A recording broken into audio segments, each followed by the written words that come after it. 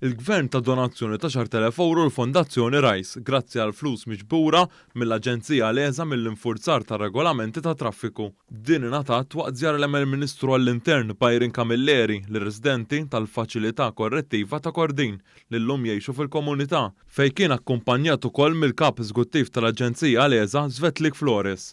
Dawn il-fondi nataw bilan li din il-fondazzjoni tkompli tgħin priġunieri li jfittxu s-servizzi tagħha meta jkunu waslu fl-aħħar tas-sentenza tagħhom. Il-Kap Eżekuttiv tal-Leza qal li din l-aġenzija għandha obbligu lejn il-komunità li taqdi u b'din id-donazzjoni se tkompli tkun ta' spalla għall-fondazzjoni biex tgħin persuni li skontaw sentenza ħabs u jridu jibnu ħajjithom mill-ġdid. Id-disciplina hija importanti fit-toroq tagħna, imma tant ieħor huwa importanti li l-Aġenzija Leza b'dak li tiġbor permezz tal-infurzar ta' regoli tal-pajjiż terġa' tinvesti lura fis-soċjetà. U proprju għal dan il-għan illum l-Aġenzija se tkun qed tagħti donazzjoni lill-Fondazzjoni Rice li żgur li b'dawn il-fondi li ħajkun qed jingħataw il-fondazzjoni se tkun qed tinvesti fil-persuni li jkunu qed jirribertaw ruhom wara li jkunu skontaw is-sentenza fil-ħabs.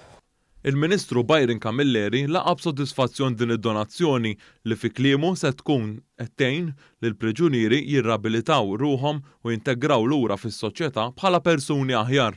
Illum sodisfazzjon nilqa' din id-donazzjoni ta' l-Aġenzija Leza lil din il-Fondazzjoni Rice sabiex naraw li r-reabilitazzjoni vera ta' dawn il-persuni issir u jiġu introdotti lura fil-komunitajiet tagħna bħala persuni aħjar.